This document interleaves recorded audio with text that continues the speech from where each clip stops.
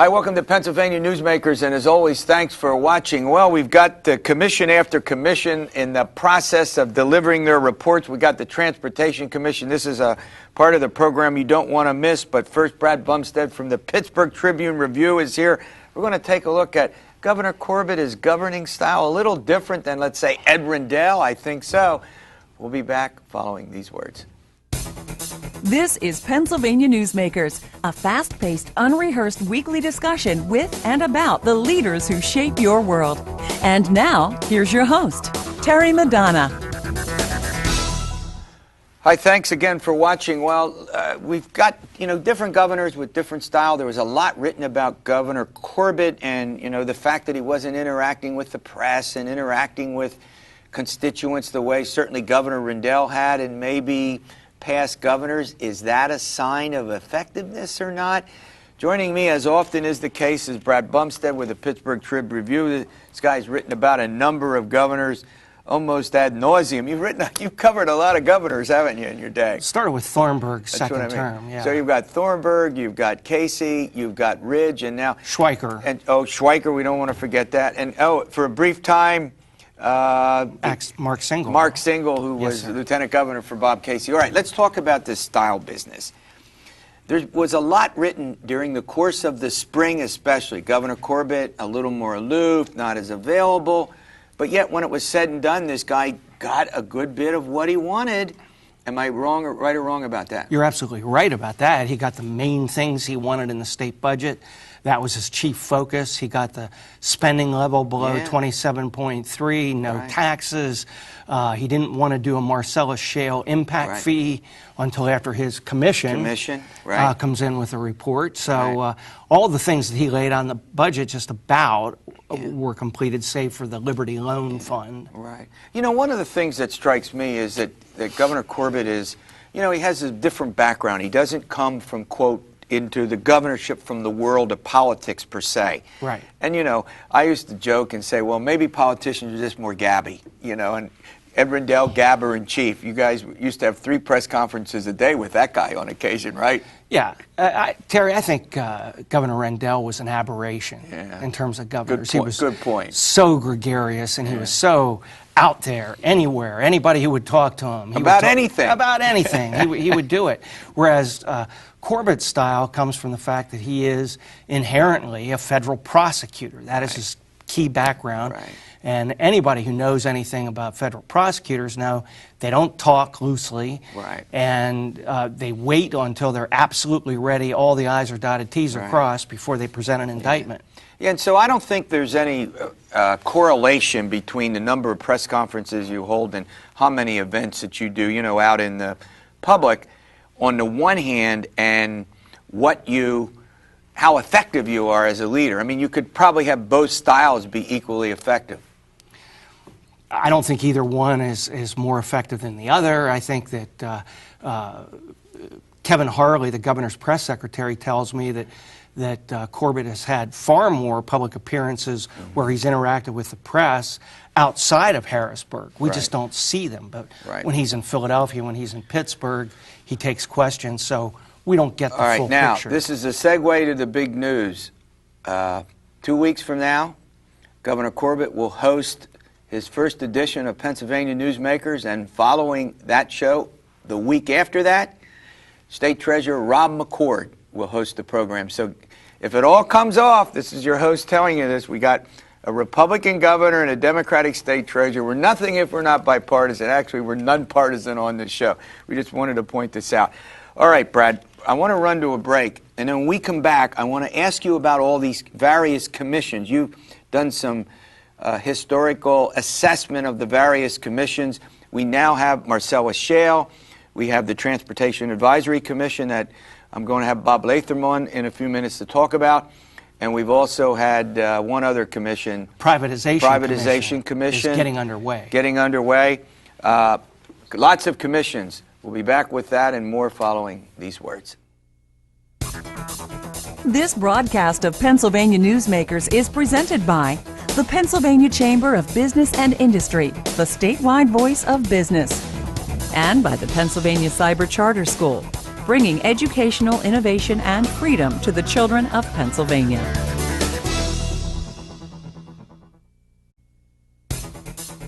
This broadcast of Pennsylvania Newsmakers is presented by ReconnectPA.org, supporting a comprehensive transportation funding solution, and by the Pennsylvania Manufacturers Association. Business in Pennsylvania is our business. Hi, welcome back to the program. I'm talking with Brad Bumsted, a reporter with the Pittsburgh Tribune Review, the capital city chief reporter, I guess is one way to put it. Brad, everybody talks about these commissions, and some say collecting dust. Has that basically been true historically? What happens with these commissions? Many governors have had them for different reasons. Cover for unpopular items. Yeah, for decades, governors have been using special commissions for a variety of purposes. One is to buy time on an issue. Another is to push something off stage center. Another is political cover, to have a third party recommend something. Another is fact-finding. But I spoke with two former governors and an acting governor about it, and they said there's some value to it. Now, former Governor Dick Thornburg told me that, look, he said sometimes they are preordained in the sense that the governor handpicks the people on it, and he wants a certain result to come out of the commission. But he said sometimes they surprise you. Former Governor Rendell said that their two purposes are fact-finding and building consensus on an issue. Of course, former Governor Rendell had the Special Commission on Transportation in 2006 that recommended some of the same things that have come out under Governor Corbetts' Transportation Commission as far as revenue, and they were ignored by the legislature. So not only do they have to be adopted by the chief executive, most of them need legislative approval. Yeah, that's a good point. I mean, we tend to think that just because there's an operative word in many of them, not all, and it's called advisory. Yeah. Which means, go ahead. They recommend. Yeah, to the governor, and even the governor can't always just wave the wand. Right. There's some things governors can do by, quote, regulation and some by executive order, but most of the important things needs legislative approval. Right. Now, with the Marcellus Shale Commission report, which will be out by the time your viewers see this show, various things dealing with the environment, I believe that DEP under Corbett might be able to do by regulation. Yes, sir. Okay. But beyond that, an impact fee, for instance, has to be approved by the legislature. Yeah. My sense is that commissions, that most of the time what they've recommended have not been enacted. And I mean, I've not done a systematic study of them. Just my sense about that is, and I think the big takeaway from me is that they often involve controversial issues for which a governor just simply wants to get another set of recommendations about, that it does provide some, I can get away from this. I don't have to be directly tied to it. I can, and then, the emphasis on advisory means if you don't like what they do. Now, let's take Marcellus Shale and the impact fee. You know, and I know, because you and I have talked about this before, that the governor's not favored this an impact fee or a tax. But now, if he wants to, finish my thought. He can say that an independent panel recommended an impact fee that only goes to the costs of municipalities and doesn't go into any statewide environmental fund, which he's always shied away from doing. Because or back into the general fund. Or back into the general fund. Yeah. Either one makes it seem more like a tax. Yes. Now, before I let you go, the Marcellus Shale Advisory Commission did not, when it recommended an impact fee, did not recommend any money at all into an environmental fund. Was it just all supposed to be for municipalities, towards, local governments? Right. The costs they've incurred as a result of damage from drilling and planning for drilling. All right, great update. All right, Bob Latham, if anybody knows what's going on with the Transportation Commission Advisory Operation Board Commission, I guess commission is the correct word, it's Bob. He'll be my guest following these words. This broadcast of Pennsylvania Newsmakers is brought to you by Pennsylvania Credit Union Association. Pennsylvania Credit Unions, where people are worth more than money. To find a credit union that is right for you, check out ibelong.org. And by the Energy Association of Pennsylvania, Pennsylvania's energy information source.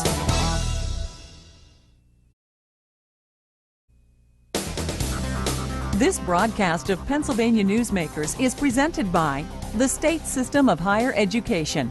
14 state-owned universities. The state system is the largest provider of higher education in Pennsylvania. And by the Hospital and Health System Association of Pennsylvania, working towards a healthy Pennsylvania. Hi, welcome back to the program. Well, Bob Latham is back with us. He's the Executive VP of the Associated Pennsylvania Constructors. He's also on the Transportation Funding Advisory Commission. We're going inside the commission to get this report. All right, Bob, look, we've been through this before. In 30 seconds, what is the need for a commission? I mean, why are we going through this again? We did it once in 2006 with Governor Rendell. Go ahead. Well, previous commissions, 2 at the federal level, but 2, more importantly, 2 at the state level, identified what the needs are, what the funding shortfall is. The charge of this commission was to once and for all find a solution to that problem.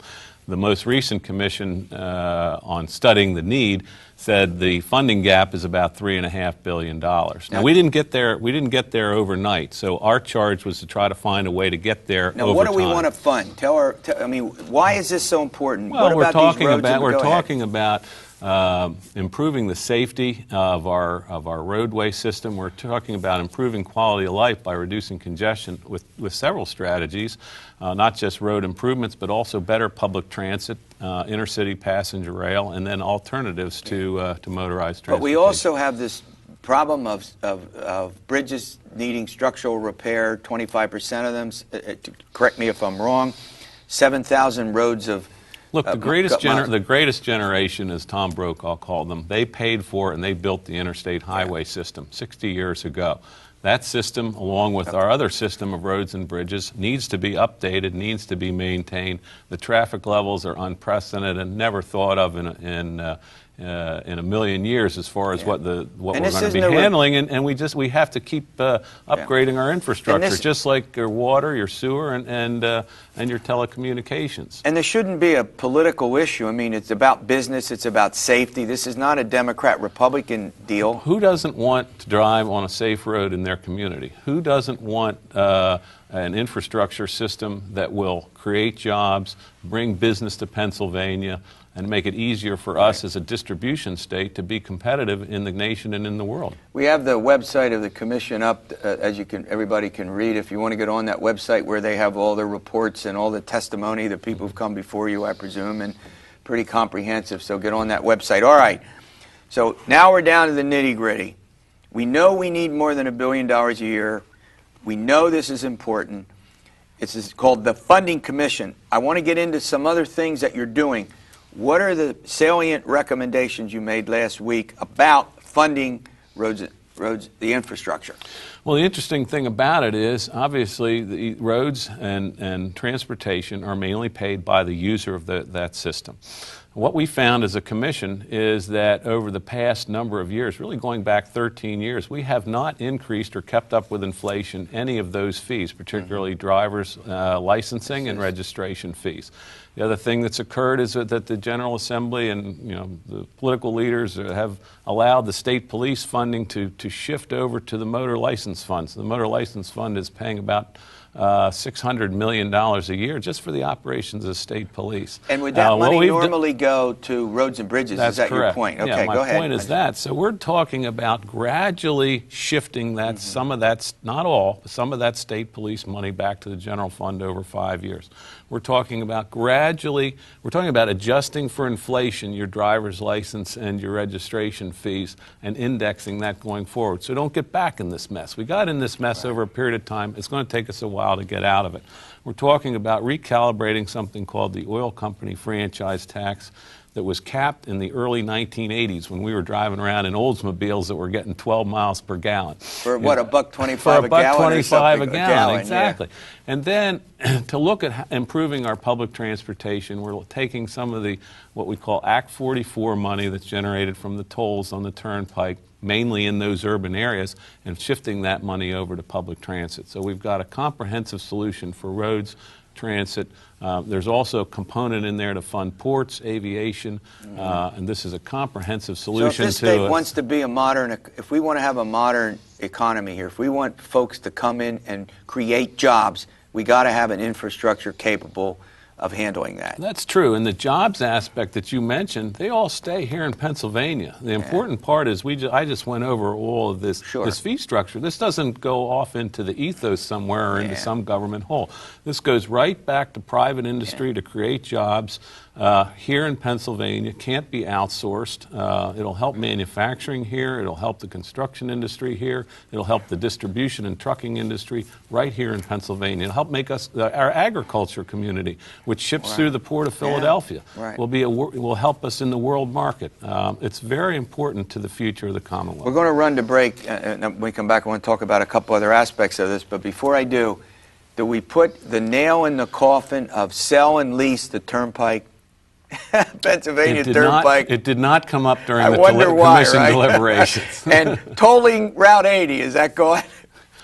Well, I know you've been involved in these discussions for years. You know, the commission looked at tolling the interstates as a whole, not just one, but there's a number of caveats that have to happen first. First, the feds have to prove it, and secondly, we said if we're even going to consider it, well, all those monies have to stay on that corridor. So there's none of this concern that you're tolling me, but you're giving it to somebody else. Okay, we've talked about that over the years, and they were sort of the high. When those recommendations came up, they were front page, as you know, in every paper and on TV. What we're recommending is a very reasonable approach that spreads it out through everybody. All right. What else the commission recommends? We're going to get into that. Some important recommendations after these words. This broadcast of Pennsylvania Newsmakers is presented by Highmark Blue Shield, changing the way health plans work for business with a variety of plan options for employers and more choices for employees. Information is available at highmark.com. Have a greater hand in your company's health. And by the Pennsylvania Healthcare Association, the future of long-term care. Hi, welcome back to the program. We're talking with Bob Latham. He's on the Governor's Transportation Funding Advisory Commission. Operative word advisory, right? Of course. I bring that up. You know why I bring that up. Of course. We're going to present, or the commission will present the report to the governor. He'll take some time to study it, and he'll decide what aspects of it that he likes and what he wants to put forth in terms of a package. But also the legislators around the state and legislative leaders are going to get the report, and they're going to read it. And you've got folks in the legislature who have been pushing some of these agenda items that you're talking about for many years. Absolutely. I'd like to first of all congratulate the governor for, number one, for appointing Barry Shoke as Secretary of Transportation. I'd like to say hi to Barry this morning. He and his wife Karen, just proud parents of twins. Hope you guys got a couple hours sleep last night. And he's been a guest on this show. And he's been on this show before, absolutely. And Governor Corbett for his commitment to solving this problem once and for all. And I think he's serious about wanting to solve it. We're going to present these recommendations to him. There's a lot of them beyond just sort of the core ones that I talked about. He may not accept them all. It's really up for him to decide. But and he's also got to get around the whole notion of this pledge that he took about taxes. And as you point out, they're not just new taxes. The question is user fees and whether. Go ahead. We have not recommended any new taxes in this plan. These are all fees and or funding sources that currently exist that haven't been addressed, haven't been adjusted in the modern economy. I mean, these were all put in before we heard of hybrid cars, before what they call CAFE or fuel standards, where we have cars getting 30 miles to the gallon. These were all put in when cars were getting 12 miles to the gallon. So consequently, our tax rate has actually been going down because of our energy policy. So that's what this is all about. The other thing is these are dedicated constitutionally protected fees that are put on users of the transportation system. So when you pay your registration, when you pay your gas tax at the pump, you know that's going back into road improvements or road maintenance. Right, right, where it should. Where it should go. I think we all would agree there. Exactly. All right, you all have gotten in. It says funding advisory, but you're also dealing with some other considerations. Give us a quick overview of that. There are three parts of this commission report. One is the funding, which we've talked about. The other is modernization and efficiency strategies. And what we're talking about there are the things that government entities can do to reduce costs, to deliver their services more efficiently. Next week, apparently, there is the first ever Turnpike PennDOT liaison meeting. They're going to be looking at sharing their resources so that we know that they're spending their money as efficiently as possible. PennDOT's going to be looking at maybe taking over some of the signalization services that local governments have. So that way, you don't have this business where you go to one and duplication or costly things that locals can't handle. So, and a lot of modernization on my industry and efficiency on how we deliver projects, how we bid projects, how we introduce new technology so that... Is this long overdue, what you're talking about? Some of it is, yeah, and some of it's just taking a fresh look at things and seeing that we can do things differently. And the other part that I want to really stress is the decade of investment, where PennDOT will be laying out with this money what they are going to do and what they're going to accomplish over the next decade. And they're not going to put this out and say, this is it, this is what we're going to do. Right. They're going to take this to what they call metropolitan planning organizations, local governments, and legislators, and ask for input. So everybody will have a chance to shape what this final decade of investment will be. And that's been one of the criticisms in the past, is that there hasn't really been any of that kind of input by elected officials at any level. Yeah, and the fact you have a website where people who ought to care and get involved in this can get on the website and check things out. In less than a minute, what are your sense about the prospects for much of this? I know it's advisory. We talked about that. It goes to the governor. Legislators will get it. I mean, are you optimistic? You're a veteran of this in 30 seconds. Are you optimistic about a lot of this? I'm very optimistic about this. I think that in our conversations with elected officials, I think everybody recognizes that this is a problem whose time has come and is ripe for a solution. The recommendations that we've made here have very minimal impact on the user. The first year, the impact will be 70 cents a week on the highway user. The fifth year, it's going to be less than the cost of a gallon of gas. I mean, we're ramping this up, and I think that people are going to support it. Great update. All right, thanks for watching this edition of Pennsylvania Newsmakers, and as always, stay well.